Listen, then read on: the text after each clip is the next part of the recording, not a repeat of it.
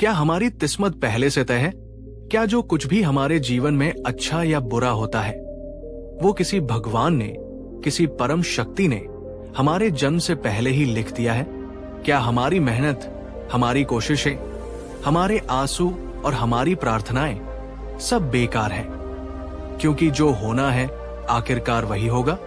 अगर आपके मन में भी कभी ये गहरा, ये बेचैन कर देने वाला सवाल उठा है, तो आज की ये कहानी, आज की ये यात्रा आपकी सोच की जड़ें हिलाकर रख देगी। दोस्तों, इस वीडियो को आखिर तक जरूर देखिएगा, क्योंकि आज हम जानेंगे कि जब तथागत गौतम बुद्ध से यही प्रश्न पूछा गया तो उन्होंने क्या उत्तर दिया। और उनका उत्तर इतना गहरा, इतना तर्कपूर्ण और इतना क्रांतिकारी है कि उसे सुनकर आप अपने जीवन को, अपनी जिम्मेदारियों को और अपनी शक्ति को एक बिल्कुल नए नजरिए से देखने पर मजबूर हो जाएंगे। तो चलिए शुरू करते हैं कहानी। एक बार की बात है, एक व्यक्ति बुद्ध के पास आया। वो कोई साधारण व्यक्ति नहीं था, वो एक बड़ा विद्वान था जिसने कई धर्म ग्रंथों का अध्ययन किया था, पर उसका मन नाना प्रकार की शंकाओं और उलझनों से भरा हुआ था। उसका चेहरा चिंता और एक गहरी बौद्धिक थकान से भरा हुआ था। वो बुद्ध के चरणों में बैठा और बोला, भगवान, मैंने बहुत से गुरुओं को सुना है, बहुत से शास्त्रों को पढ़ा है। कुछ कहते हैं कि जो कुछ भी होता है वो एक ईश्वर की इच्छा से होता है। कुछ कहते हैं कि ये हमारे पिछले जन्मों के कर्मों का फल है जिसे हम बदल नहीं सकते। और कुछ कहते हैं कि सब कुछ पहले से ही भाग्य में, नियति में तय कर रखा है। हम इंसान तो सिर्फ कठपुतलियां है। उसने अपनी आंखों में एक गहरी पीड़ा के साथ पूछा, भगवान, अगर ये सच है, अगर सब कुछ पहले से ही लिखा हुआ है, तो फिर हम कोशिश ही क्यों करें? हम अच्छे कर्म क्यों करें? हम पाप करें या पुण्य करें? अगर होना वही है जो लिखा है, तो फिर हमारे कर्मों के लिए हमें जिम्मेदार कैसे ठहराया जा सकता है?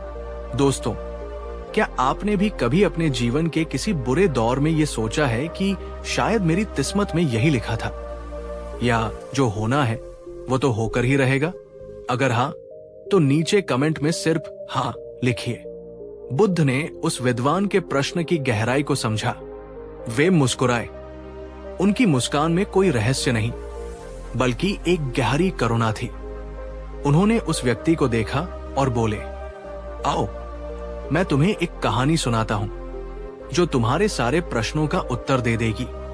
बुद्ध बोले, बहुत समय पहले एक किसान था। उसके पास एक बहुत ही उपजाऊ खेत था। उसके पड़ोस के सभी किसान अपने अपने खेतों में कड़ी मेहनत करते और हर साल अच्छी फसल पाते थे। पर यह किसान बहुत आलसी था और भाग्य पर बहुत विश्वास करता था। एक साल जब बीज बोने का समय आया तो उसने कहा, अगर मेरे भाग्य में फसल लिखी होगी तो वो अपने आप उग जाएगी। मुझे मेहनत करने की क्या जरूरत है? और ये सोचकर उसने अपने खेत को न तो जोता, न ही उसमें बीज डाले। वो बस एक पेड़ के नीचे बैठकर ईश्वर से अच्छी फसल की प्रार्थना करता रहा। कुछ महीनों बाद जब चारों ओर के खेत सुनहरी फसलों से लहला रहे थे, तो उसका खेत बंजर और सूखा पड़ा था।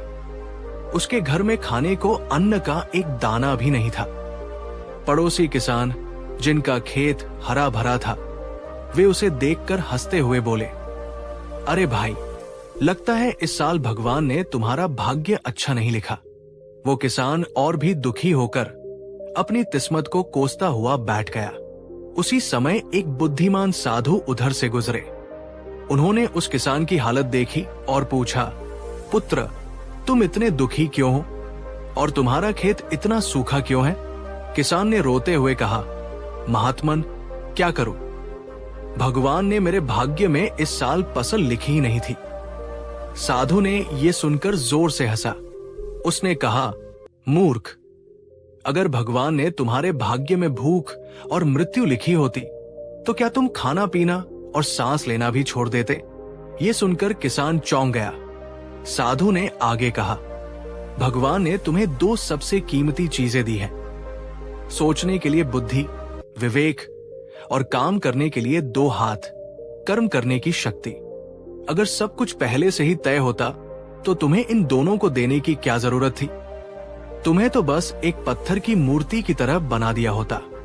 सोचिए दोस्तों, ये बात कितनी गहरी है।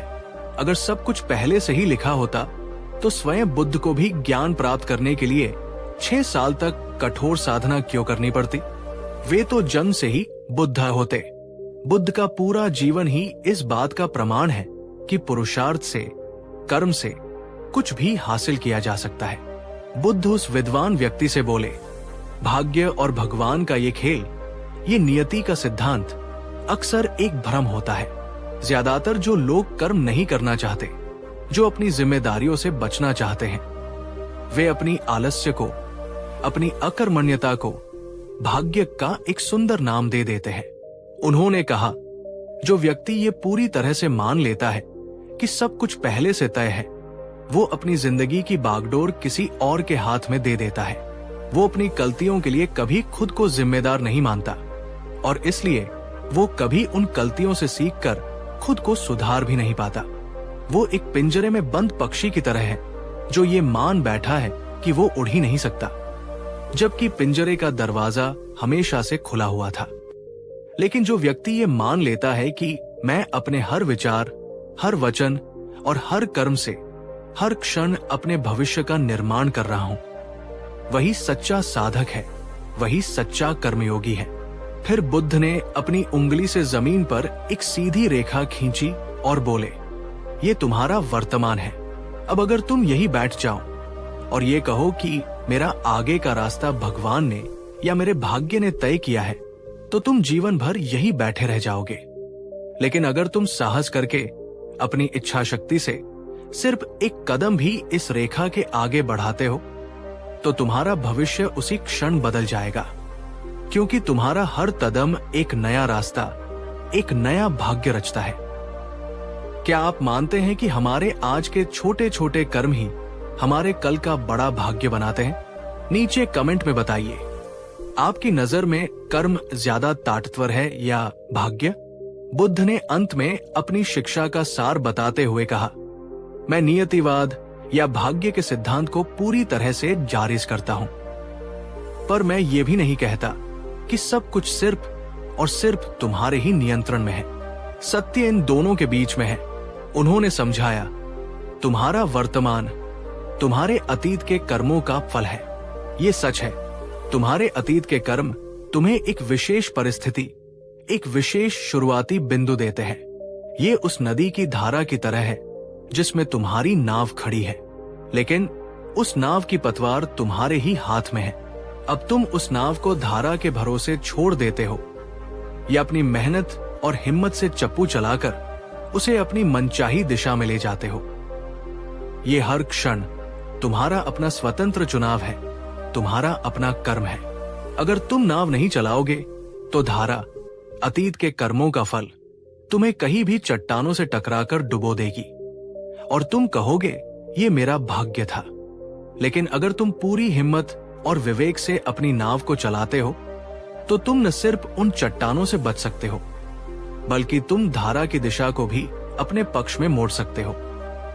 दोस्तों, ये बात कितनी प्रेरक है। आप अपनी जिंदगी की नाव को किस दिशा में चला रहे हैं? क्या आप धारा के भरोसे हैं या पतवार आपके अपने हाथों में है? नीचे कमेंट में एक संकल्प के रूप में बताइए, मैं अपनी नाव खुद चलाता चलाती हूं। तो दोस्तों, अब सोचिए, क्या भगवान ने सब कुछ पहले से तय किया है? बुद्ध का उत्तर है नहीं। भगवान या प्रकृति ने सब कुछ तय नहीं किया, बल्कि उसने आपको ये शक्ति दी है कि आप अपने लिए सही और गलत का चुनाव कर सके और उस चुनाव के अनुसार कर्म कर सके। बुद्ध ने कहा था, भविष्य कोई लिखी हुई किताब नहीं है, ये एक छाली पन्ना है और कलम तुम्हारे ही हाथ में है। आज हम अपनी हर असफलता के लिए किस्मत को, ग्रहों को या भगवान की मर्जी को दोष दे देते हैं। परीक्षा में फेल हुए तो कहते हैं भाग्य नराब था, नौकरी नहीं मिली तो कहते हैं ईश्वर ने नहीं चाहा, रिश्ते टूटे तो कहते हैं नसीब ही शराब था। लेकिन बुद्ध हमें सिखाते हैं, अपनी जिंदगी की जिम्मेदारी लेना सीखो। नसीब और भाग्य वही बदलते हैं, जो अपनी गलतियों को स्वीकार करके हार नहीं मानते। हर कोशिश, हर निर्णय, हर अच्छा या बुरा कर्म एक नया भविष्य रचता है। अगर आज आप मेहनत करते हैं तो कल वही दुनिया की नजरों में अच्छा भाग्य कहलाएगा। अगर बुद्ध की ये गहरी और आंखें खोल देने वाली शिक्षा आपको सच्ची लगी तो इस वीडियो को लाइक करें। नीचे कमेंट में लिखें, मैं अपना भाग्य खुद लिखता हूं।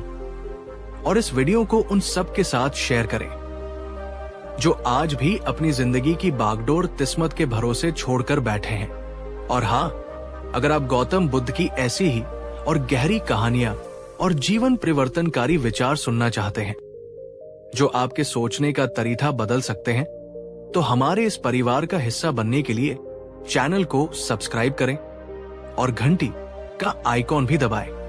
धन्यवाद दोस्तों। याद रखिए, आप अपने भाग्य के शिकार नहीं बल्कि उसके निर्माता हैं।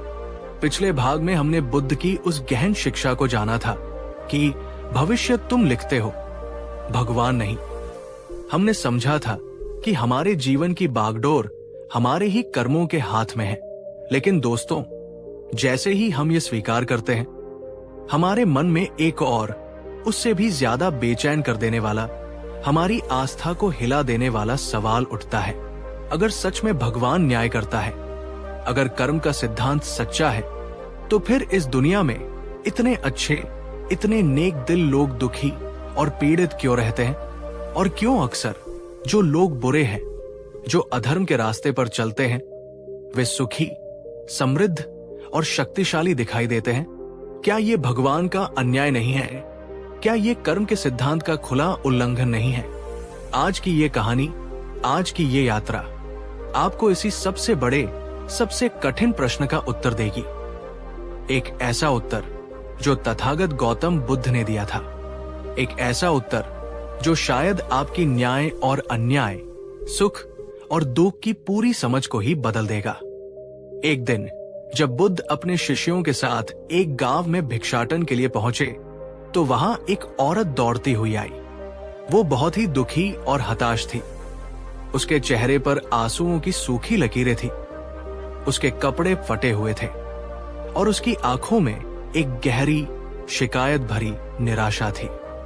वो बुद्ध के चरणों में गिरकर फूट फूट कर रोने लगी और बोली, भगवान, लोग कहते हैं आप ज्ञानी हैं, आप करुणावान हैं, तो आप ही मेरा न्याय कीजिए।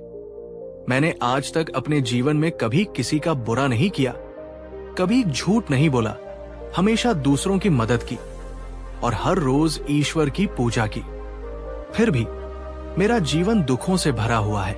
उसने अपनी व्यथा सुनाते हुए कहा, मेरा पति मुझे छोड़कर चला गया, मेरे छोटे छोटे बच्चे हमेशा बीमार रहते हैं और हमारे घर में कई कई दिनों तक खाने को अन्न का एक दाना भी नहीं होता।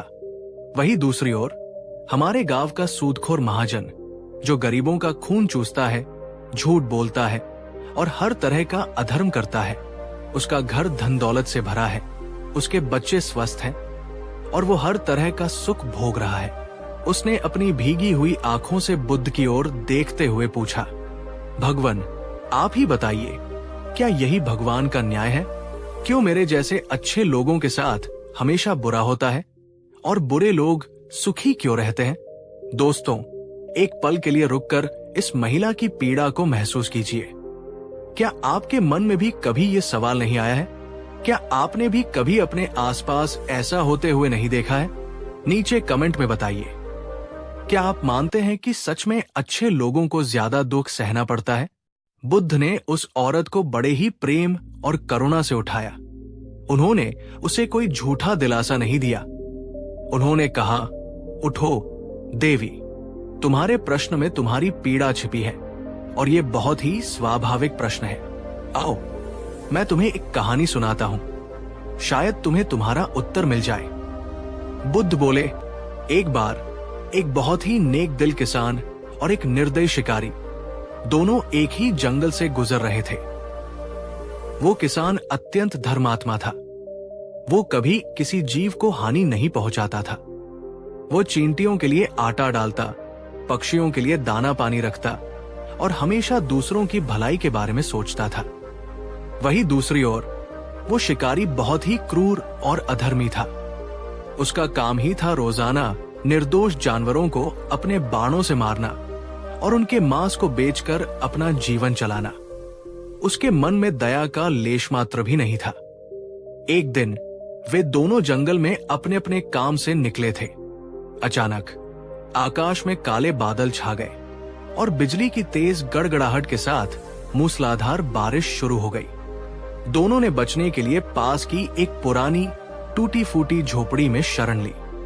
कुछ ही देर बाद एक भयानक बिजली कड़की और वो सीधी उसी झोपड़ी पर आ गिरी। झोपड़ी की छत धड़ाम से नीचे आ गिरी।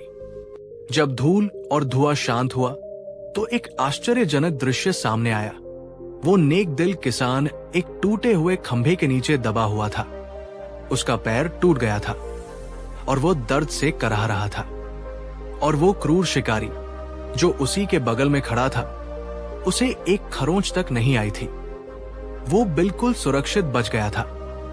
बुद्ध रुके और उस दुखी महिला से पूछा, अब बताओ देवी, ऐसा क्यों हुआ? क्या यहां भगवान ने न्याय किया या अन्याय?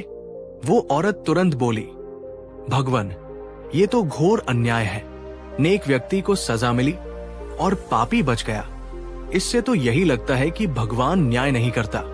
बुद्ध मुस्कुराए और बोले, नहीं देवी, भगवान ने पूरा न्याय किया है, पर तुम न्याय को सिर्फ एक ही क्षण में, एक ही घटना में देखने की कोशिश कर रही हो, जबकि कर्म का न्याय समय के एक बहुत बड़े कैनवास पर काम करता है। बुद्ध बोले, तुमने जो देखा वो सिर्फ आधा सच था। अब पूरा सच सुनो। वो जो किसान था, उसने अपने पिछले जन्म में एक बहुत बड़ा पाप किया था, जिसके फल के रूप में उसे मृत्युदंड मिलना था। पर इस जन्म में उसके निरंतर अच्छे कर्मों, उसकी दया और उसकी सेवा के कारण उसके उस भयानक कर्म का फल बहुत ही छोटा हो गया और वो मृत्युदंड सिर्फ एक टूटे हुए पैर में बदल कर रह गया। आज उसने अपने एक बहुत बड़े बुरे कर्म का कर्ज चुका दिया है। अब उसके आगे का जीवन उसके इस जन्म के अच्छे कर्मों के कारण सुख और शांति से भरा होगा। और वह जो शिकारी था, उसने अपने पिछले जन्म में कोई बहुत बड़ा पुण्य कर्म किया था, जिसके फल के रूप में उसे आज एक राज्य का राजा बनना था। पर इस जन्म में उसके निरंतर बुरे कर्मों, उसकी क्रूरता और उसकी हिंसा के कारण उसके उस महान पुण्य का फल बहुत ही क्षीण हो गया और वह राजा बनने का सौभाग्य सिर्फ बिजली गिरने से बच जाने के एक छोटे से सुख में ही समाप्त हो गया। आज उसने अपने एक बहुत बड़े पुण्य कर्म के फल को भोग कर खत्म कर दिया है। अब उसके आगे का जीवन उसके इस जन्म के बुरे कर्मों के कारण दुखों और पीड़ाओं से भरा होगा।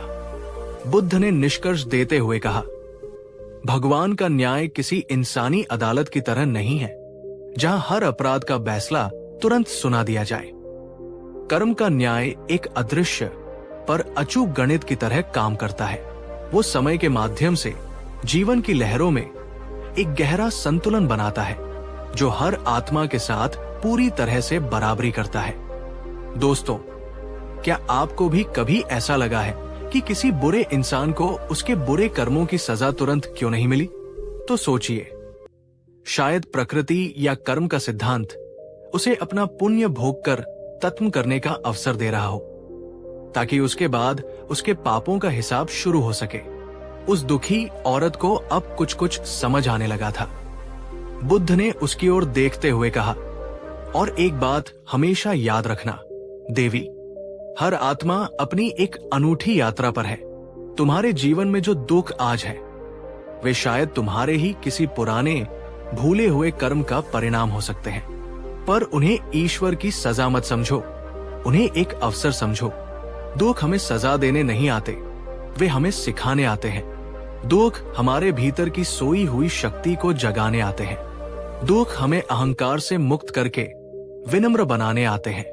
और दुख हमें दूसरों की पीड़ा को समझने और करुणामय बनने का अवसर देने आते हैं। बुद्ध ने पूछा, अगर कोई बच्चा चलना सीखते समय बार बार गिरता है, तो क्या एक माँ उसे दंड देती है? नहीं, वो जानती है कि ये गिरना ही उसे मजबूत बनाएगा और उसे चलना सिखाएगा। ठीक वैसे ही ईश्वर या कर्म का सिद्धांत भी हमें जीवन के दुखों और असफलताओं से गिराकर हमें और ज्यादा मजबूत और ज्यादा समझदार और ज्यादा करुणामय बनाना सिखाता है। वो न्याय करता है, पर उसका न्याय दंड देने वाला नहीं, बल्कि हमारे विकास के लिए हमें रूपांतरित करने वाला होता है। दोस्तों, अगर बुद्ध की ये बात की हर दुख एक शिक्षा है आपके दिल को छू गई है, तो इस वीडियो को लाइक करें और उन सभी लोगों तक शेयर करें जो आज अपने दुखों को ईश्वर का अन्याय समझकर निराश बैठे हैं। बुद्ध ने अंत में उस औरत से कहा, तो अब तुम अपने घर जाओ और अपने जीवन को एक दुख या एक अन्याय की कहानी मत समझो। ये तुम्हारे ही कर्मों का परिणाम हो सकता है, लेकिन इसका ये अर्थ बिल्कुल नहीं है कि तुम इसे बदल नहीं सकती। अतीत के कर्मों पर रोने से कुछ नहीं होगा, पर आज इस क्षण तुम जो नया कर्म करोगी वही तुम्हारा आने वाला कल लिखेगा। धैर्य रखो, अपने मन को शुद्ध रखो और अपने कर्मों में अच्छाई और करुणा का भाव रखो, और देखना न्याय अपने आप सही समय पर प्रकट होगा। उस औरत की आंखों से अब भी आंसू गिर रहे थे, लेकिन इस बार वे आंसू दुख या शिकायत के नहीं, बल्कि एक नई समझ और एक नई आशा के थे। वो बोली, भगवान, आज मैं समझ गई, न्याय हमेशा होता है, बस हम उसे अपनी छोटी सी सीमित दृष्टि से देख नहीं पाते।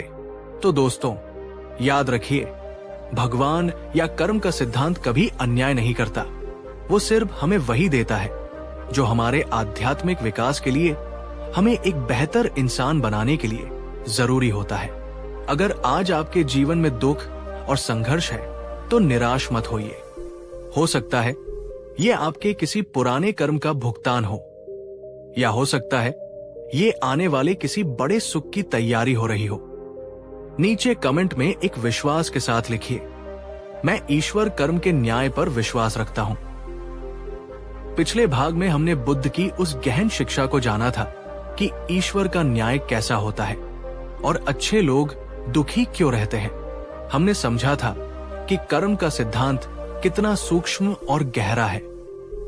लेकिन दोस्तों, जैसे ही हम कर्म और ईश्वर के न्याय को समझने की कोशिश करते हैं, हमारे मन में एक और उससे भी ज्यादा व्यक्तिगत और उलझाने वाला सवाल उठता है।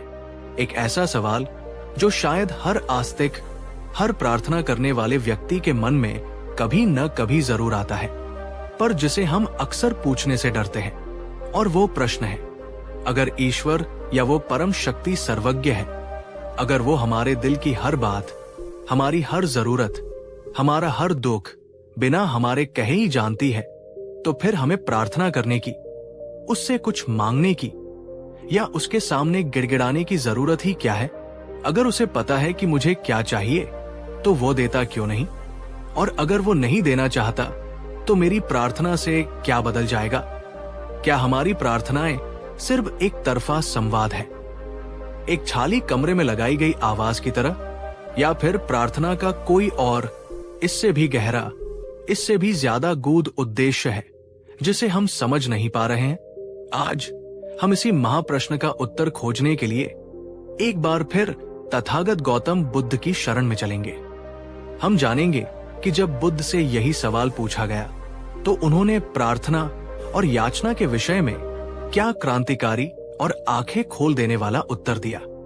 तो अगर आप भी ये जानना चाहते हैं कि सच्ची प्रार्थना का वास्तविक अर्थ क्या है और प्रार्थना कैसे हमारे जीवन को बदल सकती है, तो इस वीडियो को अंत तक बहुत बहुत ध्यान से देखिएगा। तो चलिए प्रार्थना के उस रहस्य को समझते हैं जिसे ज्यादातर लोग नहीं जानते। एक दिन जब बुद्ध अपने शिष्यों को उपदेश दे रहे थे, तो सभा के बाद एक साधारण सा गृहस्थ जिसका नाम सुदत्त था, उनके पास आया। सुदत्त बुद्ध का एक नया अनुयायी बना था, पर उसके मन में अपनी पुरानी आस्थाओं को लेकर कई प्रश्न थे। वो बुद्ध के चरणों में बैठा और बहुत ही विनम्रता से, पर सीधे सीधे उसने पूछा, भगवान, मैं पहले देवताओं की पूजा करता था, उनसे अपनी इच्छाओं की पूर्ति के लिए प्रार्थना करता था। पर अब आपके धम्म को सुनने के बाद मेरे मन में एक गहरी दुविधा उत्पन्न हो गई है। उसने पूछा, भगवान, अगर कर्म का सिद्धांत ही सर्वोच्च है और हमें अपने कर्मों का फल मिलना ही है, तो फिर प्रार्थना का क्या स्थान है?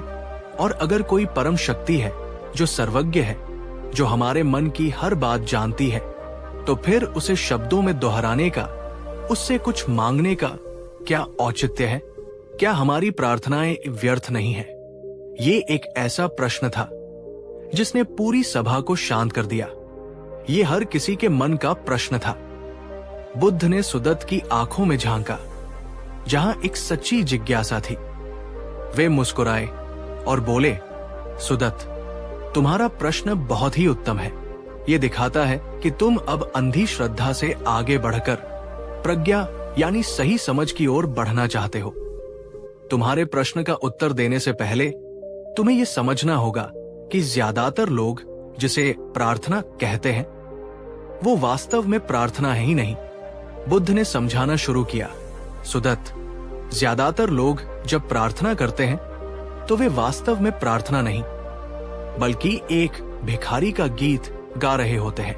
वे एक भिखारी की तरह ईश्वर के सामने अपनी मांगों की, अपनी इच्छाओं की और अपनी शिकायतों की एक लंबी सूची लेकर खड़े हो जाते हैं।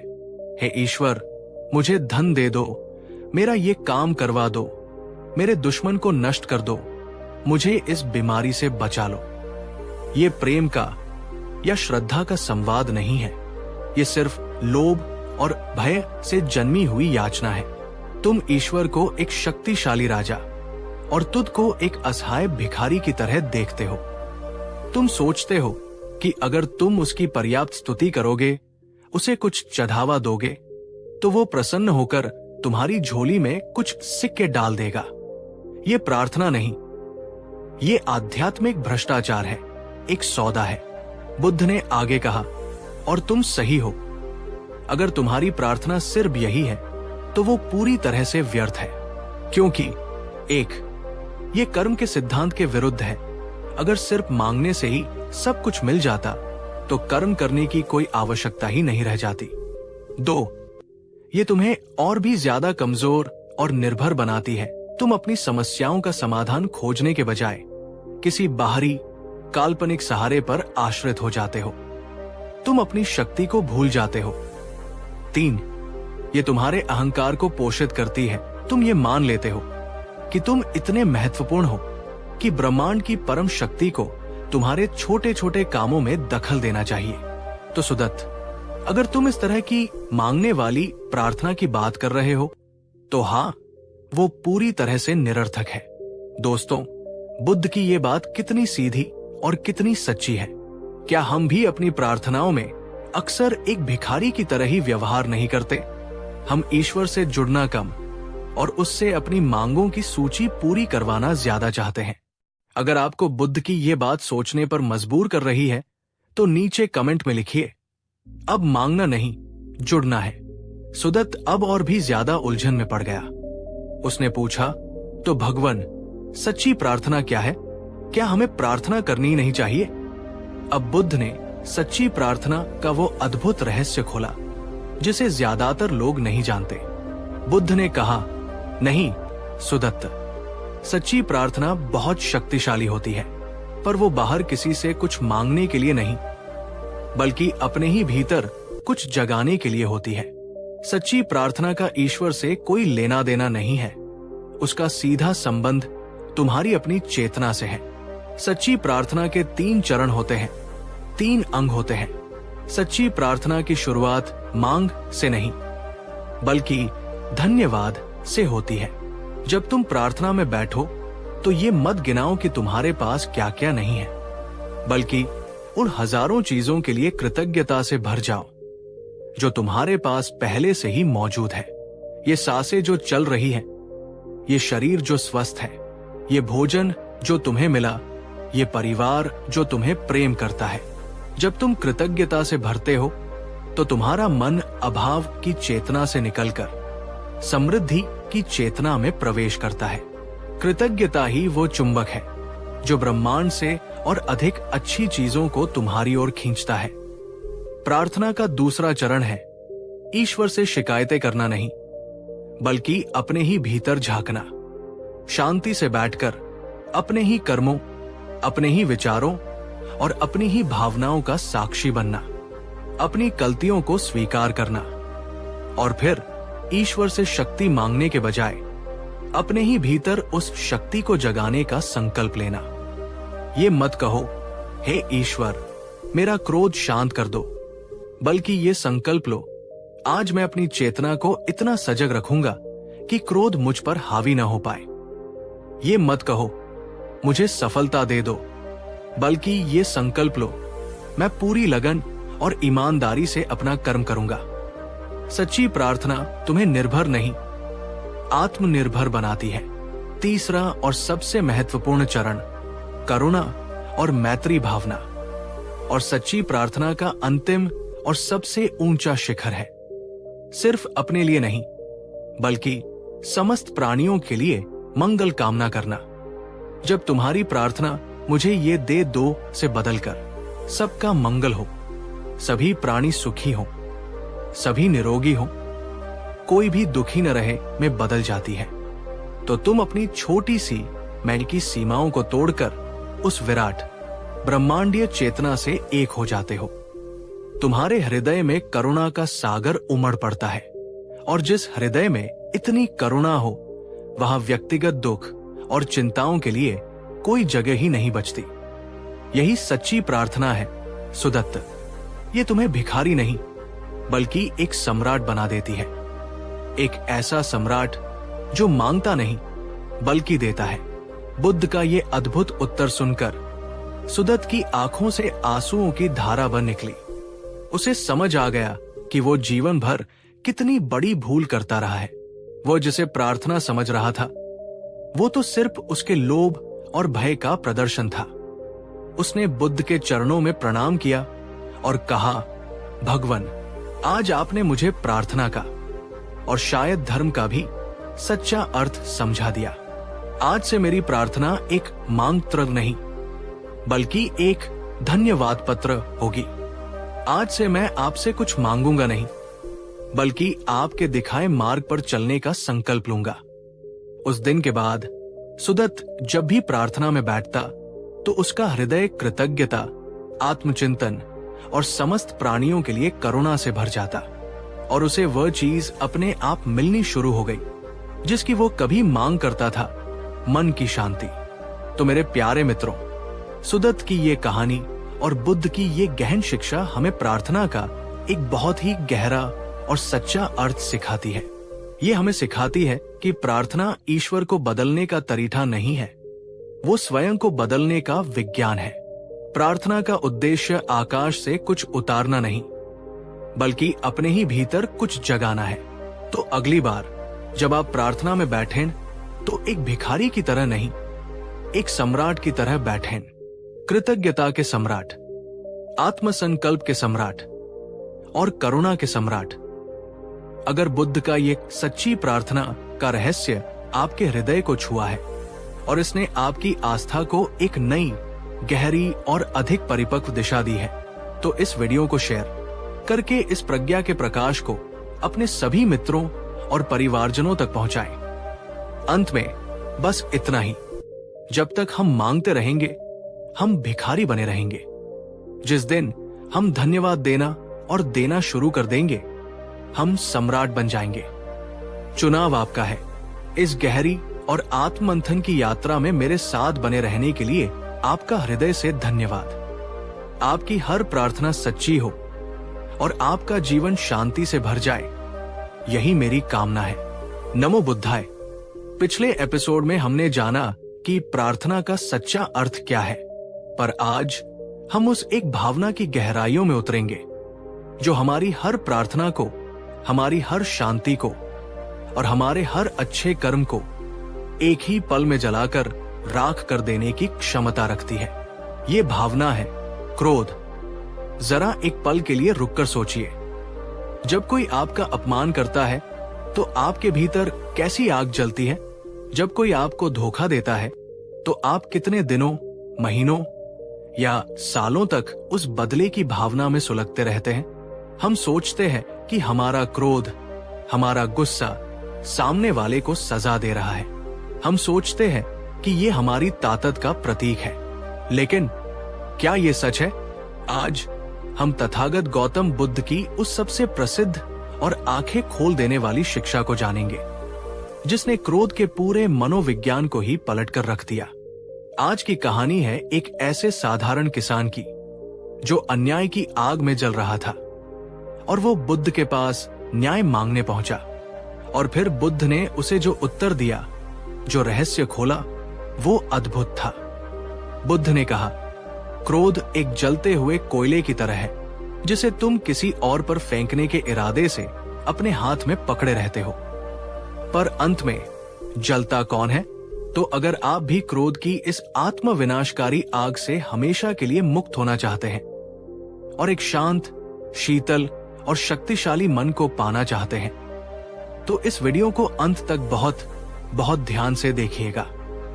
तो चलिए क्रोध की इस आग को बुझाने का मार्ग खोजते हैं। ये कहानी है मगध के एक गांव में रहने वाले एक किसान की, जिसका नाम था रोहित।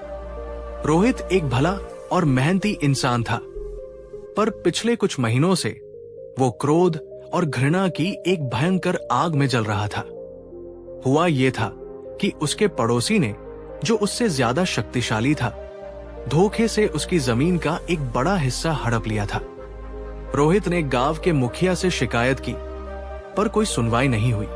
वो हर जगह न्याय के लिए भटका, पर उसे कहीं न्याय नहीं मिला। इस अन्याय ने रोहित को भीतर से तोड़ दिया। उसका शांत स्वभाव अब पूरी तरह से बदल चुका था।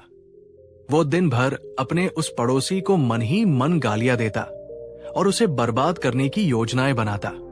उसे रात रात भर नींद नहीं आती थी। वो बस बिस्तर पर करवटें बदलता रहता और उसका तून खौलता रहता। उसका ये क्रोध अब उसके परिवार पर भी निकलने लगा था। वो छोटी छोटी बातों पर अपनी पत्नी और बच्चों पर चिल्लाने लगा था। उसकी भूख मर गई थी, उसके चेहरे की शांति गायब हो गई थी और वो हमेशा एक तनाव में, एक बेचैनी में जीने लगा था। वो अपने दुश्मन को तो कोई नुकसान नहीं पहुंचा पा रहा था, पर वो अपने ही क्रोध की आग में हर पल खुद को जला रहा था। एक दिन अपनी इस आंतरिक पीड़ा से तंग आकर उसने सुना कि भगवान बुद्ध पास के ही एक उपवन में ठहरे हुए हैं। वो बुद्ध के पास गया, इस उम्मीद में नहीं कि बुद्ध उसे उसकी जमीन वापस दिला देंगे, बल्कि इस उम्मीद में कि वे उसे उसके मन में लगी इस आग को बुझाने का कोई तरीका बता देंगे। वो बुद्ध के सामने पहुंचा। उसका चेहरा क्रोध से लाल था और उसकी मुट्ठियां भिंची हुई थी। उसने कहा, भगवान, मेरे साथ बहुत बड़ा अन्याय हुआ है। मैं उस व्यक्ति से बदला लेना चाहता हूं। मैं उसे नष्ट कर देना चाहता हूं। मेरा मन हर समय जलता रहता है। कृपा करके मुझे कोई ऐसी शक्ति, कोई ऐसा मंत्र दीजिए जिससे मैं अपने शत्रु को सबक सिखा सकूं।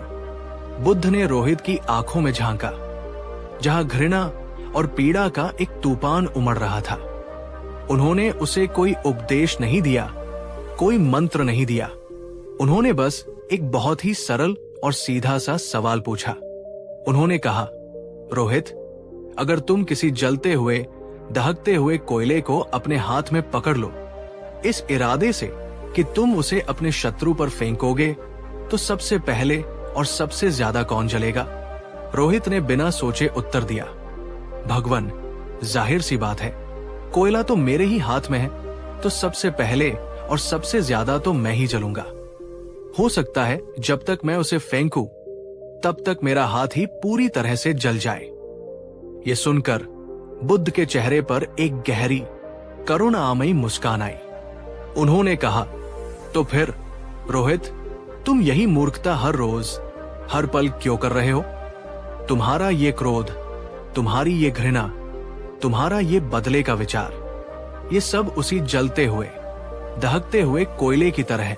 तुमने इसे अपने ही मन में, अपने ही हृदय में कसकर पकड़ रखा है। इस उम्मीद में कि एक दिन तुम इसे अपने पड़ोसी पर फेंकोगे। पर तुम ये नहीं देख पा रहे कि वो पड़ोसी तो अपने घर में चैन से सो रहा है और तुम, सिर्फ तुम, उस कोयले की आग में दिन रात जल रहे हो। क्रोध एक ऐसी आग है रोहित, जो सबसे पहले और सबसे ज्यादा उसी व्यक्ति को जलाती है जिसके मन में वह पैदा होती है। ये सुनकर रोहित स्तब्ध रह गया। ये एक ऐसा सत्य था जो इतना सरल, इतना स्पष्ट था, पर उसने उसे कभी देखा ही नहीं था। उसे पहली बार एहसास हुआ कि वो अपने पड़ोसी को नहीं बल्कि खुद को ही सजा दे रहा था। दोस्तों, बुद्ध की ये जलते हुए कोयले की उपमा कितनी शक्तिशाली है। क्या ये सच नहीं है? जब हम किसी के प्रति मन में गुस्सा या नफरत पालते हैं तो हम वास्तव में खुद को ही तकलीफ दे रहे होते हैं। अगर आपको बुद्ध की ये बात दिल की गहराइयों तक छू गई है तो नीचे कमेंट में लिखिए, अब और नहीं जलना है। रोहित ने हाथ जोड़कर पूछा, भगवान, मैं ये तो समझ गया कि क्रोध मुझे ही जला रहा है, पर मैं क्या करूं? ये अपने आप आ जाता है। ये इतना शक्तिशाली क्यों है? अब बुद्ध ने क्रोध के मनोविज्ञान की गहरी परतों को खोला। उन्होंने कहा, रोहित, क्रोध तुम्हारी ताकत का नहीं बल्कि तुम्हारी आंतरिक कमजोरी और पीड़ा का संकेत है। पहला कारण, घायल अहंकार। क्रोध तब पैदा होता है जब हमारे अहंकार को, हमारे मैं को चोट लगती है। जब कोई हमारा अपमान करता है या जब चीजें हमारी मर्जी के मुताबिक नहीं होती तो हमारा अहंकार घायल हो जाता है। और क्रोध उस घायल अहंकार की चीज है, उसकी दहाड़ है। ये कहने का एक तरीका है, तुमने मुझे चोट पहुंचाई है। दूसरा कारण, नियंत्रण खोने का भ्रम। हम अक्सर ये गलती करते हैं कि हम सोचते हैं कि गुस्सा करने से, चिल्लाने से हम परिस्थितियों पर या लोगों पर नियंत्रण पालेंगे। पर सच इसके ठीक उल्टा है।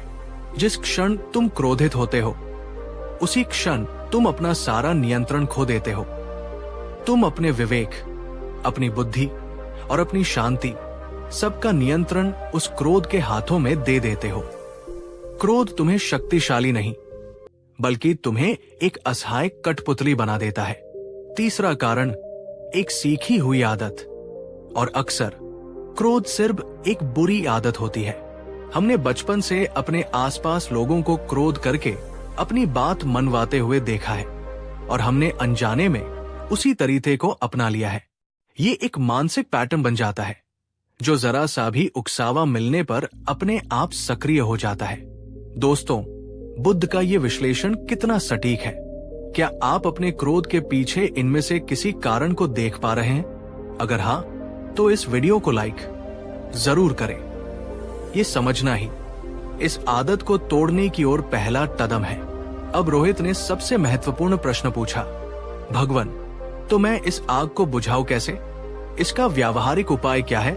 बुद्ध ने कहा, रोहित, आग को आग से नहीं बुझाया जा सकता, घृणा को घृणा से नहीं मिटाया जा सकता। क्रोध की अग्नि को बुझाने के लिए तुम्हें अपने ही भीतर करुणा और प्रज्ञा के जल को बरसाना होगा। बुद्ध ने उसे 4 चरणीय समाधान दिया। पहला चरण, जागरूकता।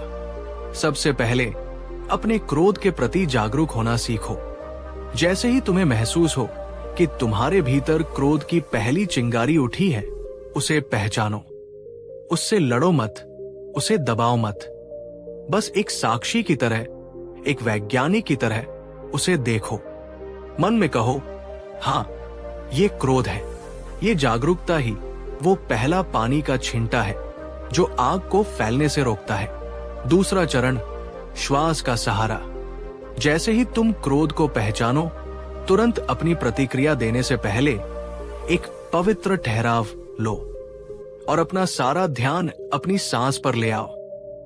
10 गहरी और धीमी सांसें लो। हर सांस के साथ कल्पना करो कि तुम शीतलता को अंदर ले रहे हो और हर सांस छोड़ने के साथ तुम अपने भीतर की गर्मी और तनाव को बाहर निकाल रहे हो। तुम्हारी सांस वो जादुई पुल है जो तुम्हें क्रोध के तूफान से निकालकर शांति के केंद्र में ले आती है। तीसरा चरण, समझ का विकास। जब तुम्हारा मन थोड़ा शांत हो जाए तो विवेक का प्रयोग करो। खुद से पूछो, क्या मेरा ये क्रोध इस समस्या को हल कर रहा है या इसे और भी ज्यादा बिगाड़ रहा है? क्या इस जलते हुए कोयले को पकड़े रहने से मुझे कोई लाभ हो रहा है? क्या कोई और ज्यादा शांत और रचनात्मक तरीका है इस स्थिति से निपटने का? ये प्रज्ञा का जल क्रोध की जड़ों को कमजोर करता है। चौथा और सबसे शक्तिशाली चरण, करुणा का महासागर। और अंत में जो क्रोध की आग को जड़ से बुझा सकता है वो है करुणा। साहस करके अपने उस शत्रु के बारे में सोचने की कोशिश करो। सोचो, वो ऐसा व्यवहार क्यों कर रहा है? शायद वह भी किसी दुख में है, शायद वह भी अज्ञानी है, शायद वह भी अपने ही लोभ और भय का गुलाम है। जिस क्षण तुम अपने शत्रु में भी एक दुखी, भ्रमित इंसान को देख पाते हो, उसी क्षण तुम्हारा क्रोध करुणा में पिघलना शुरू हो जाता है। तुम उसे सजा देने के बजाय उसकी मुक्ति की कामना करने लगते हो। रोहित ने बुद्ध की इन शिक्षाओं को अपने हृदय में उतारा। ये आसान नहीं था, पर उसने अभ्यास नहीं छोड़ा। अगले दिन जब उसने अपने उसी पड़ोसी को देखा तो उसके भीतर फिर से क्रोध की लहर उठी, पर इस बार वो उस लहर में बहा नहीं। वो रुका, जागरूकता। उसने कुछ गहरी सांसें ली, श्वास का सहारा। उसने सोचा, क्रोध करने से मेरी जमीन वापस नहीं आएगी, समझ। और फिर उसने अपने पड़ोसी की ओर देखा और सोचा, ये व्यक्ति अपने लोभ के कारण कितना अंधा और कितना दुखी है। ये अपने ही कर्मों का गड्ढा खोद रहा है। और उसके मन में घृणा की जगह एक अजीब सी दया का भाव आ गया, करुणा। उस दिन के बाद रोहित ने अपनी जमीन के लिए थानूनी लड़ाई तो जारी रखी, पर अपने मन की लड़ाई को समाप्त कर दिया। उसने उस जलते हुए कोयले को अपने हाथ से फेंक दिया था। और चमत्कार हुआ। जैसे ही उसका मन शांत और शीतल हुआ, उसे रात में गहरी नींद आने लगी। उसके परिवार में फिर से हंसी खुशी लौट आई और एक शांत मन के साथ वो अपनी लड़ाई को और भी ज्यादा विवेकपूर्ण और प्रभावी तरीके से लड़ पाया। अंत में उसे अपनी जमीन वापस मिली या नहीं, ये कहानी महत्वपूर्ण नहीं है। महत्वपूर्ण यह है कि उसने अपने मन की शांति को वापस पा लिया था, जो किसी भी जमीन के टुकड़े से कहीं ज्यादा कीमती थी। तो दोस्तों, रोहित की ये कहानी और बुद्ध की ये गहन शिक्षा हमें यही सिखाती है कि क्रोध हमारी ताकत नहीं, हमारी सबसे बड़ी कमजोरी है। ये एक ऐसा जहर है जिसे हम दूसरों के लिए बनाते हैं, पर पीना हमें खुद ही पड़ता है। याद रखिए, क्रोध करना किसी और की गलती के लिए खुद को सजा देने जैसा है। अंत में बस इतना ही, जब भी क्रोध आए तो बुद्ध के उस प्रश्न को याद कर लेना, जलते हुए कोयले को किसने पकड़ रखा है? उत्तर आपको स्वयं मिल जाएगा। इस गहरी और मन को शीतल करने वाली यात्रा में मेरे साथ बने रहने के लिए आपका हृदय से धन्यवाद।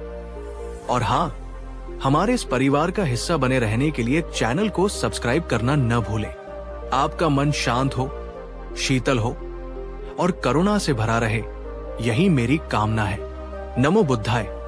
पिछले एपिसोड में हमने जाना कि कैसे क्रोध एक ऐसी आग है जो सबसे पहले हमें ही जलाती है, पर आज हम उसे एक बहुत ही गहरी, बहुत ही सूक्ष्म और शायद सबसे आम आदत की परतों को खोलने जा रहे हैं, जो हमारे 90% दुखों की, हमारी 90% चिंताओं की और हमारी 90% निराशाओं की असली जड़ है। ये एक ऐसी आदत है जो हमें जीवन की सुंदरता को देखने ही नहीं देती। ये एक ऐसा चश्मा है जिसे पहनकर हमें हर चीज में सिर्फ कमी, सिर्फ दोष और सिर्फ नकारात्मकता ही नजर आती है। ये आदत है शिकायत करने की आदत, हर बात में दोष ढूंढने की आदत। जरा एक पल के लिए रुककर सोचिए।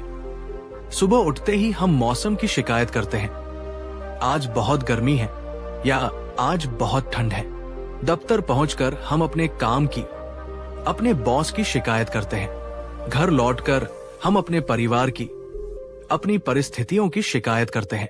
और अंत में रात को सोते समय हम ईश्वर से, अपनी किस्मत से शिकायत करते हैं। हमारा पूरा जीवन एक अंतहीन शिकायत का सिलसिला बनकर रह गया है।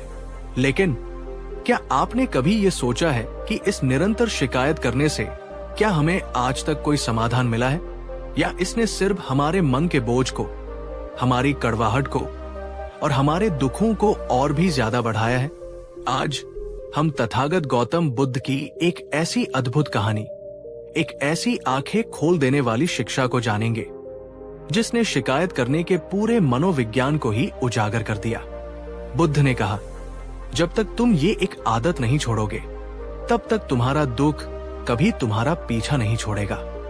तो अगर आप भी इस नकारात्मकता के चक्र से बाहर निकलना चाहते हैं और एक ऐसा दृष्टिकोण पाना चाहते हैं जो हर परिस्थिति में अच्छाई और अवसर को देख सके, तो इस वीडियो को अंत तक बहुत बहुत ध्यान से देखिएगा। तो चलिए शिकायत के अंधेरे से निकलकर कृतज्ञता के प्रकाश की ओर चलते हैं। ये कहानी है बुद्ध के संग में रहने वाले एक भिक्षु की, जिसका नाम था सुलाख। सुलाख एक अच्छा भिक्षु था। वो नियमों का पालन करता था, ध्यान भी करता था, पर उसकी एक बहुत बड़ी समस्या थी। उसे हर चीज में, हर व्यक्ति में और हर परिस्थिति में कोई न कोई कमी, कोई न कोई दोष दिख ही जाता था। वो एक आत्तन शिकायत करने वाला था। अगर उसे भिक्षा में अच्छा भोजन मिलता तो वो कहता, आज भोजन बहुत तैलीय है, ये स्वास्थ्य के लिए अच्छा नहीं। और अगर रूखा सूखा भोजन मिलता तो वो कहता, देखो लोग भिक्षुओं का कितना कम सम्मान करते हैं। अगर मौसम गर्म होता तो वो गर्मी की शिकायत करता, अगर ठंडा होता तो वो ठंड की शिकायत करता। वो दूसरे भिक्षुओं में भी हमेशा कमियां ही ढूंढता रहता। आनंद बुद्ध के ज्यादा करीब है, सारिपुत्र को ज्यादा सम्मान मिलता है। वो भिक्षु ठीक से ध्यान नहीं करता। उसकी दुनिया शिकायतों का एक कूड़ेदान बन गई थी, जिसमें वो हर तरफ से नकारात्मकता इकट्ठा करके भरता रहता था। इस निरंतर शिकायत करने की आदत ने उसे भीतर से बहुत ही कड़वा, दुखी और अकेला बना दिया था। कोई भी भिक्षु उसके पास बैठना पसंद नहीं करता था, क्योंकि उसकी बातें हमेशा नकारात्मकता से भरी होती थी। एक दिन अपनी इस आंतरिक बेचैनी से तंग आकर वो बुद्ध के पास पहुंचा। उसने बुद्ध से कहा, भगवन, मैं बहुत प्रयास करता हूं, पर मुझे शांति नहीं मिलती। ये संग ठीक नहीं है, यहाँ के लोग ठीक नहीं हैं, यहाँ की व्यवस्था ठीक नहीं है, हर तरफ सिर्फ समस्याएं ही समस्याएं हैं। मैं क्या करूं? बुद्ध ने सुलाख की पूरी शिकायत को बड़े ही धैर्य और शांति से सुना। उन्होंने उसे डांटा नहीं, उसे कोई उपदेश नहीं दिया। उन्होंने बस एक बहुत ही सरल सा प्रयोग करने को कहा। बुद्ध ने पास ही में खिले हुए एक सुंदर गुलाब के फूल की टहनी को तोड़ा। उस टहनी में एक सुंदर खिला हुआ फूल भी था और नीचे कुछ नुकीले कांटे भी थे। उन्होंने वो टहनी सुलाख के हाथ में दी और कहा, सुलाख, इस टहनी को ध्यान से देखो और मुझे बताओ कि तुम्हें क्या दिखाई दे रहा है। सुलाख ने उस टहनी को हाथ में लिया, उसे घुमा फिरा कर देखा और अपनी आदत के अनुसार सबसे पहले उसकी नकारात्मक चीज पर ही ध्यान दिया। वो बोला, भगवन, ये टहनी अच्छी नहीं है, इसमें तो बहुत तेज नुकीले कांटे हैं, ये हाथ में चुभ सकते हैं, घाव दे सकते हैं। बुद्ध ने अपनी शांत मुस्कान के साथ पूछा, और कुछ नहीं दिखाई दे रहा सुलाख? सुलाख ने फिर से देखा और फिर अन्य भाव से बोला, हाँ भगवन, कांटों के ऊपर एक फूल भी लगा है। अब बुद्ध ने वो बात कही जिसने सुलाख की आत्मा को झकझोर कर रख दिया। बुद्ध ने कहा, सुलाख, यही तुम्हारे जीवन की, तुम्हारे दुखों की और तुम्हारी अशांति की असली जड़ है। मैंने तुम्हें एक ही टहनी दी जिसमें सुंदरता और पीड़ा, फूल और कांटे दोनों एक साथ मौजूद थे, पर तुम्हारी दृष्टि, तुम्हारी चेतना इतने वर्षों की शिकायत की आदत के कारण इतनी नकारात्मक हो चुकी है कि उसने सबसे पहले सिर्फ कांटों को ही देखा। तुम जीवन के बगीचे में घूमते तो हो, पर तुम्हारा ध्यान हमेशा खिले हुए हजारों फूलों पर नहीं, बल्कि टहनियों में छिपे हुए कुछ कांटों पर ही रहता है। और इसीलिए तुम्हें हर तरफ सिर्फ चुभन, सिर्फ पीड़ा और सिर्फ शिकायतें ही मिलती है। बुद्ध ने आगे कहा, समस्या बाहर नहीं है सुलाख, समस्या दुनिया में नहीं है, लोगों में नहीं है या परिस्थितियों में नहीं है। समस्या तुम्हारी दृष्टि में है। तुमने दुनिया को नकारात्मकता के, दोष ढूंढने के चश्मे से देखने की आदत डाल ली है। और जब तक तुम ये चश्मा नहीं उतारोगे, जब तक तुम ये शिकायत करने की आदत नहीं छोड़ोगे, तब तक तुम चाहे स्वर्ग में भी चले जाओ, तुम्हें वहां भी कोई न कोई कमी, कोई न कोई शिकायत का कारण मिल ही जाएगा और तुम्हारा दुख कभी तुम्हारा पीछा नहीं छोड़ेगा। ये सुनकर सुलाख स्तब्ध रह गया। उसे पहली बार एहसास हुआ कि जिस दुनिया को वो दोष दे रहा था, वो दुनिया तो वैसी ही थी, पर उसे देखने वाली उसकी अपनी ही आंखें बीमार थी। दोस्तों, बुद्ध की ये फूल और कांटे की उपमा कितनी शक्तिशाली है। क्या हम भी अपनी जिंदगी में यही नहीं करते? हमारे पास 100 होती है, पर हमारा ध्यान उस एक कमी पर ही अटका रहता है जो हमारे पास नहीं है। अगर बुद्ध की ये बात आपको अपनी इस आदत को पहचानने में मदद कर रही है, तो नीचे कमेंट में पूरी ईमानदारी से लिखिए, मेरी दृष्टि में भी कांटे हैं। ये स्वीकृति ही बदलाव की कुंजी है। सुलाख ने हाथ जोड़कर पूछा, भगवान, मैं ये तो समझ गया कि मेरी दृष्टि में दोष है, पर मैं ऐसा करता क्यों? ये आदत इतनी गहरी क्यों है? अब बुद्ध ने शिकायत करने के मनोविज्ञान की गहरी परतों को खोला।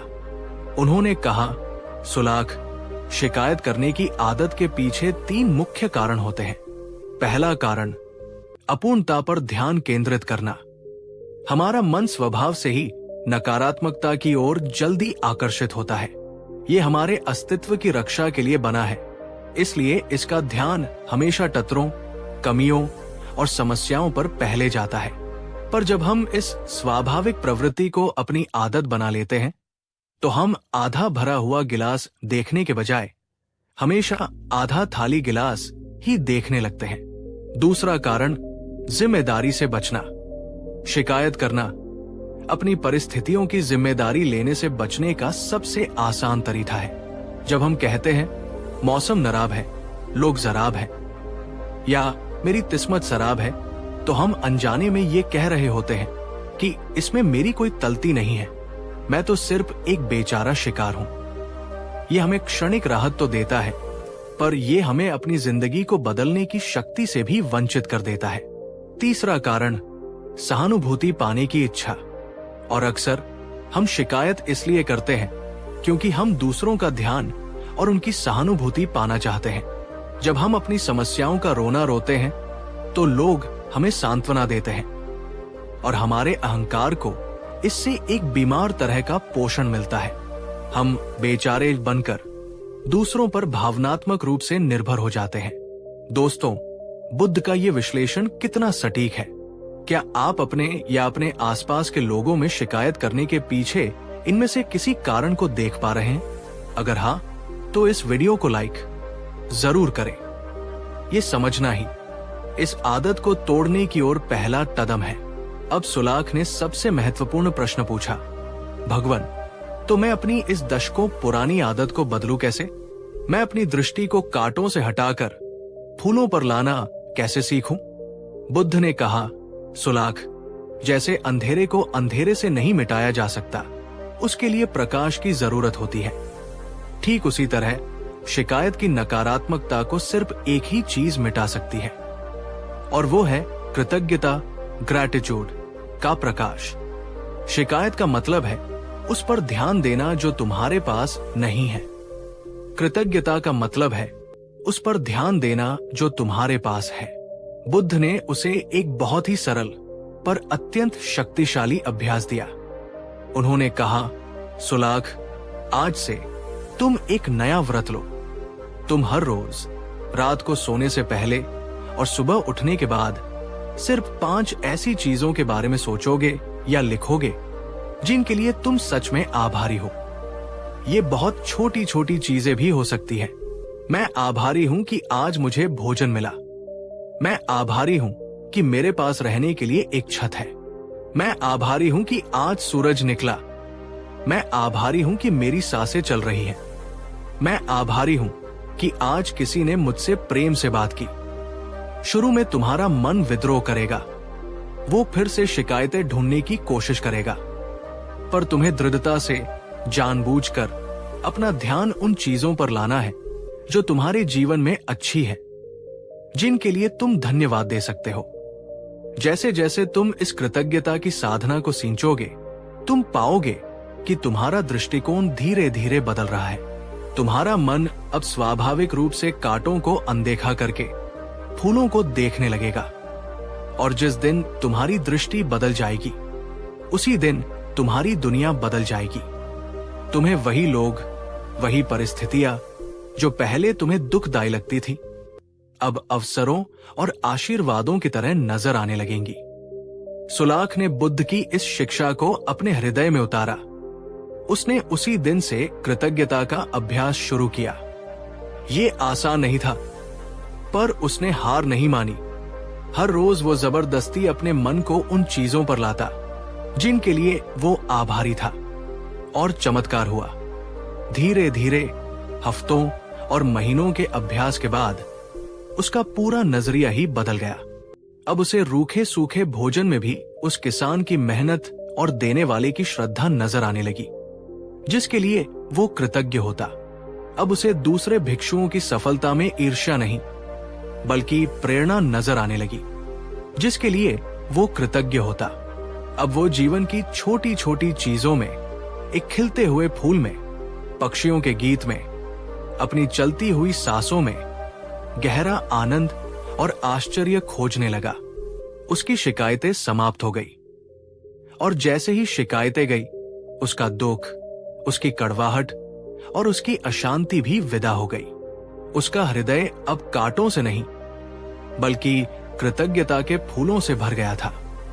तो दोस्तों, सुलाख की ये कहानी और बुद्ध की ये गहन शिक्षा हमें यही सिखाती है कि हमारी खुशियां या दुख हमारी बाहरी परिस्थितियों पर उतना निर्भर नहीं करते जितना हमारे आंतरिक दृष्टिकोण पर करते हैं। शिकायत करने की आदत ही वो एक आदत है जिसे जब तक आप नहीं छोड़ेंगे, तब तक दुख और निराशा आपका पीछा नहीं छोड़ेंगे। याद रखिए, आप जिस पर ध्यान केंद्रित करते हैं, वही चीज आपके जीवन में बढ़ती है। अगर आप कांटों पर ध्यान देंगे, तो आपका जीवन कांटों से भर जाएगा, और अगर आप फूलों पर ध्यान देंगे, तो आपका जीवन एक महकता हुआ बगीचा बन जाएगा। अंत में बस इतना ही, आपके पास जो नहीं है उसे देखकर रोने के बजाय एक बार शांति से बैठकर उसे देखिए जो आपके पास है। आप पाएंगे कि आप पहले से ही कितने समृद्ध हैं। इस गहरी और मन को शुद्ध करने वाली यात्रा में मेरे साथ बने रहने के लिए आपका हृदय से धन्यवाद। आपका हृदय कृतज्ञता से भरा रहे, यही मेरी कामना है। नमो बुद्धाय। पिछले एपिसोड में हमने जाना कि कैसे शिकायत करने की आदत हमारे दुखों की जड़ है, पर आज हम उस एक और बहुत ही भारी, बहुत ही जहरीले बोझ की बात करने जा रहे हैं, जिसे हम में से ज्यादातर लोग जाने अनजाने में अपनी पूरी जिंदगी अपनी पीठ पर, अपने दिल पर ढोते रहते हैं। ये बोझ है माफ न कर पाने का बोझ। ये बोझ है किसी के दिए हुए धोखे का, किसी के कहे हुए कड़वे शब्दों का, किसी के किए हुए अन्याय का। जरा एक पल के लिए रुककर सोचिए, क्या आपके जीवन में भी कोई ऐसा व्यक्ति है जिसके बारे में सोचकर ही आपका मन कड़वाहट और क्रोध से भर जाता है? क्या आप भी किसी पुरानी दर्दनाक घटना को आज तक अपने मन में ताजा रखे हुए हैं और उसे भूल नहीं पा रहे हैं? हम सोचते हैं कि किसी को माफ न करके हम उसे सजा दे रहे हैं। हम सोचते हैं कि हम अपनी नाराजगी को पकड़कर उसे उसकी तलती का एहसास दिला रहे हैं। लेकिन क्या सच में ऐसा होता है? आज हम तथागत गौतम बुद्ध की एक ऐसी अद्भुत कहानी, एक ऐसी आंखें खोल देने वाली शिक्षा को जानेंगे जिसने मापी के पूरे मनोविज्ञान को ही एक नए दृष्टिकोण से प्रस्तुत किया। बुद्ध ने कहा, जब तक तुम दूसरों को और स्वयं को माफ करना नहीं सीखते, तुम कभी भी सच्ची शांति का अनुभव नहीं कर सकते। तो अगर आप भी अपने मन पर पड़े इन पुराने बोझों को उतारकर एक हल्का, स्वतंत्र और शांत जीवन जीना चाहते हैं, तो इस वीडियो को अंत तक बहुत बहुत ध्यान से देखिएगा, क्योंकि आज जो आप सीखने वाले हैं वो आपको अतीत की कैद से आजाद कर सकता है। तो चलिए मापी की उस मुक्तिदायक शक्ति को खोजते हैं। ये कहानी स्वयं बुद्ध के अपने कुल शाक्य वंश से जुड़ी है और ये दिखाती है कि कैसे माफ न कर पाने की एक छोटी सी चिंगारी एक पूरे साम्राज्य को जलाकर राख कर सकती है। बुद्ध के समय में कौशल राज्य के राजा थे प्रसेनजित। उन्होंने शाक्य कुल में विवाह करने की इच्छा प्रकट की। शाक्यों को अपनी उच्च जाति का बहुत अहंकार था और वे अपनी किसी कन्या का विवाह कौशल नरेश से नहीं करना चाहते थे, जिन्हें वे खुद से निम्न कुल का मानते थे।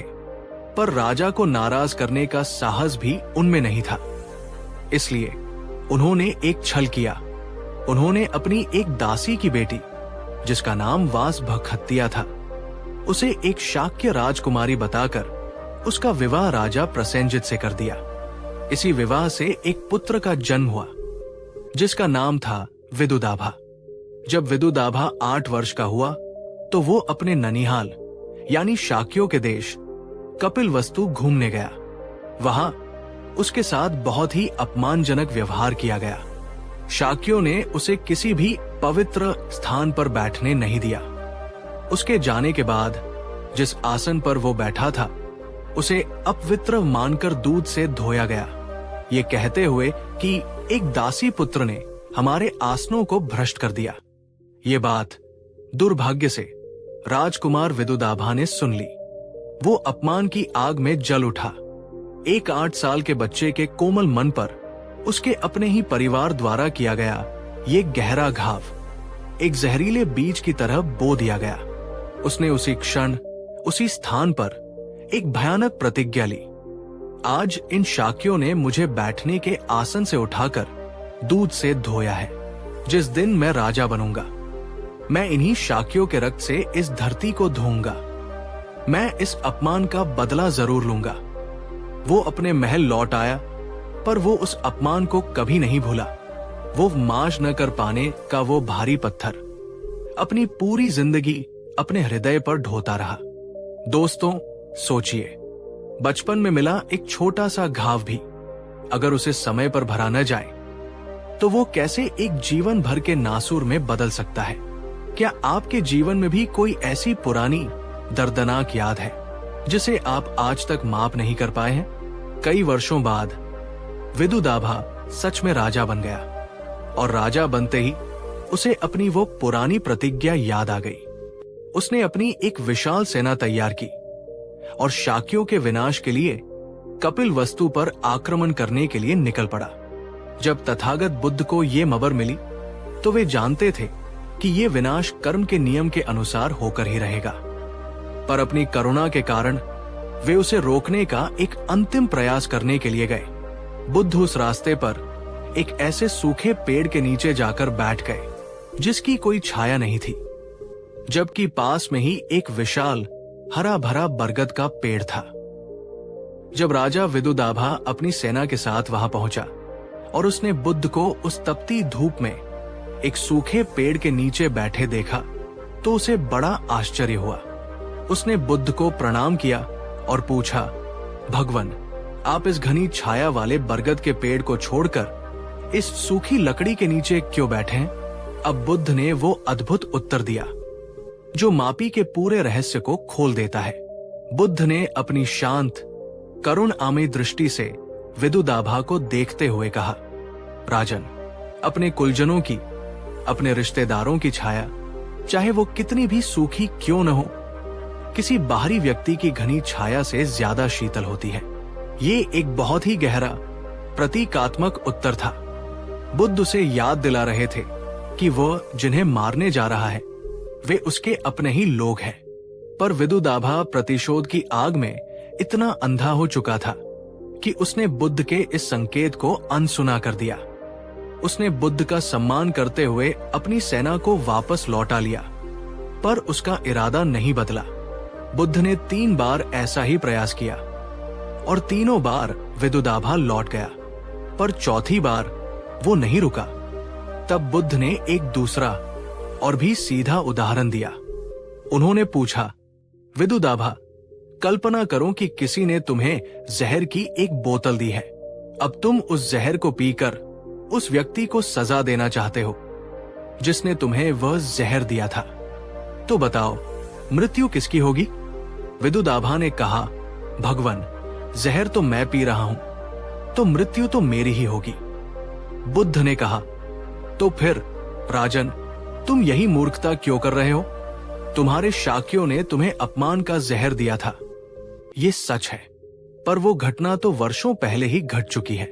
पर तुम उस जहर की बोतल को आज तक अपने मन में लिए घूम रहे हो और हर रोज, हर पल उस जहर का एक एक घूंट तुम ही पी रहे हो। किसी को माश न करना, अपने मन में घृणा और बदले की भावना को बनाए रखना, ठीक इसी जहर को पीने जैसा है। तुम उम्मीद करते हो कि इससे तुम्हारा शत्रु मरेगा, पर धीरे धीरे तुम खुद ही भीतर से मरते रहते हो। तुम्हारी शांति मरती है, तुम्हारी करुणा मरती है और अंत में तुम्हारी आत्मा मर जाती है। माफ करना उस व्यक्ति के लिए नहीं है जिसे तुम माफ कर रहे हो। माफ करना तुम्हारे अपने लिए है। ये उस जहर की बोतल को फेंक देने जैसा है, ताकि तुम आजाद हो सको, तुम हल्के हो सको, तुम फिर से जी सको। दोस्तों, बुद्ध की ये जहर की बोतल की उपमा कितनी शक्तिशाली है। हम सच में यही करते हैं। हम सोचते हैं कि हम अपनी नाराजगी को पकड़कर दूसरे को कैद कर रहे हैं, पर वास्तव में हम खुद ही उस कड़वाहट की जेल में कैद हो जाते हैं। अगर बुद्ध की ये बात आपको अपनी इस गलती का एहसास करा रही है, तो इस वीडियो को एक लाइक जरूर करें। अब सवाल उठता है कि अगर माफ करना हमारे अपने ही भले के लिए है, तो फिर ये इतना मुश्किल क्यों होता है?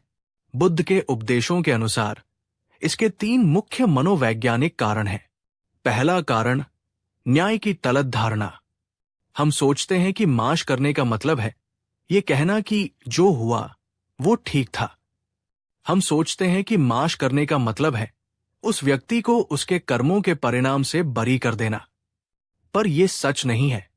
माफ करने का अर्थ ये नहीं है कि आप अन्याय को सही ठहरा रहे हैं। कर्म का सिद्धांत अपना काम करेगा। उस व्यक्ति को उसके कर्मों का फल मिलकर ही रहेगा।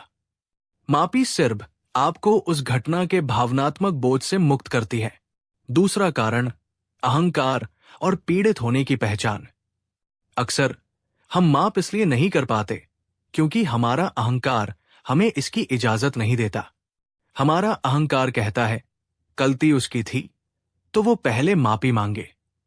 हम सही होने के इस एहसास से चिपके रहना चाहते हैं और कभी कभी हम पीड़ित, विक्टिम होने की इस भूमिका से इतना जुड़ जाते हैं कि हम उसे छोड़ना ही नहीं चाहते, क्योंकि उससे हमें दूसरों की सहानुभूति मिलती है।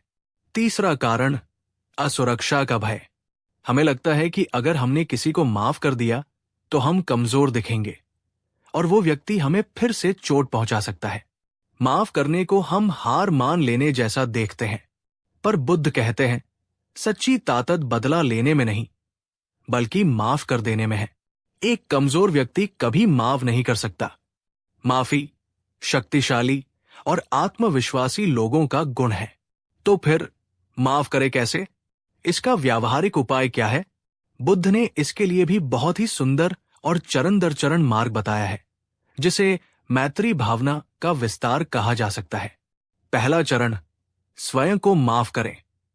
अक्सर हम दूसरों से ज्यादा तुझसे नाराज होते हैं, अपनी गलतियों के लिए, अपनी कमजोरियों के लिए। तो सबसे पहले अपने प्रति करुणा का भाव जगाएं। खुद को माफ करें। मन में दोहराएं, मैंने उस समय जो किया अपनी उस समय की समझ के अनुसार सर्वश्रेष्ठ किया। मैं खुद को अपनी गलतियों के लिए माफ करती हूं। दूसरा चरण, कारण को समझें। अब उस व्यक्ति के बारे में सोचें जिसने आपको दुख पहुंचाया है। उसे एक बुरे व्यक्ति के रूप में नहीं, बल्कि एक दुखी और अज्ञानी व्यक्ति के रूप में देखने का प्रयास करें।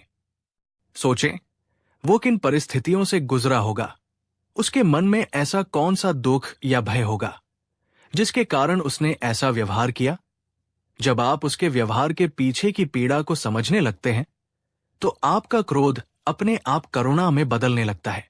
तीसरा चरण, मंगल कामना भेजें। यह सबसे कठिन पर सबसे शक्तिशाली चरण है। शांति से बैठकर उस व्यक्ति की छवि को अपने मन में लाएं और अपने हृदय से पूरी ईमानदारी से उसके लिए मंगल कामना भेजें। मन में दोहराएं, जैसे मैं सुखी रहना चाहता हूं वैसे ही तुम भी सुखी रहो। जैसे मैं दुखों से मुक्त होना चाहता हूं वैसे ही तुम भी दुखों से मुक्त हो जाओ। तुम्हारे जीवन में शांति हो। शुरू में यह बहुत मुश्किल लगेगा, पर जैसे जैसे आप इस अभ्यास को करते जाएंगे आप पाएंगे कि आपके हृदय पर जमी हुई बर्फ पिघल रही है और आप हल्का और स्वतंत्र महसूस कर रहे हैं। दुर्भाग्य से राजा विदुदाभा बुद्ध की इस गहन शिक्षा को समझ नहीं पाया।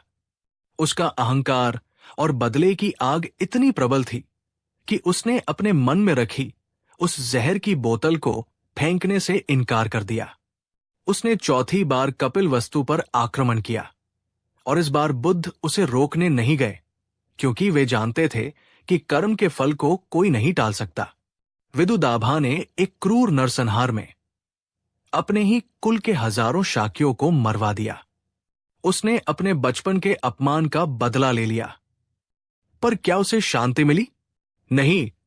कहते हैं उस नरसंहार के कुछ ही समय बाद जब वो अपनी सेना के साथ राप्ती नदी के किनारे शिविर लगाकर ठहरा हुआ था तो रात में नदी में एक ऐसी आकस्मिक और भयानक बाढ़ आई जो राजा विदुदाभा और उसकी पूरी सेना को बहाकर ले गई।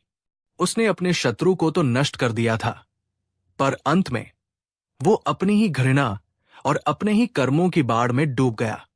तो दोस्तों, विदुदाभा की ये दुखद कहानी और बुद्ध की ये गहन शिक्षा हमें यही सिखाती है कि माफ न करना एक ऐसा बोझ है जो अंत में हमें ही ले डूबता है। याद रखिए, माफ करना उस व्यक्ति को दिया गया कोई उपहार नहीं है जिसने आपको चोट पहुंचाई है। ये आपका खुद को दिया गया सबसे बड़ा उपहार है। ये आपके अपने मन को, आपकी अपनी आत्मा को अतीत की कैद से आजाद करने का घोषणा पत्र है। अगर बुद्ध का ये जहर की बोतल का रहस्य आपके हृदय तक पहुंचा है और आप भी अपने मन के बोझ को उतारकर हल्का होना चाहते हैं तो इस वीडियो को शेयर करके इस मुक्ति के संदेश को उन तक भी पहुंचाइए जो शायद आज भी किसी पुरानी कड़वाहट का बोझ ढो रहे हैं। और नीचे कमेंट में एक दृढ़ संकल्प के साथ लिखिए, मैं आज माफ करता हूं। अंत में बस इतना ही, जब तक आप उस जलते हुए कोयले को पकड़े रहेंगे आप जलते रहेंगे। जिस क्षण आप उसे फेंक देंगे उसी क्षण आपको शीतलता का अनुभव होगा। चुनाव आपका है। इस गहरी और मन को हल्का करने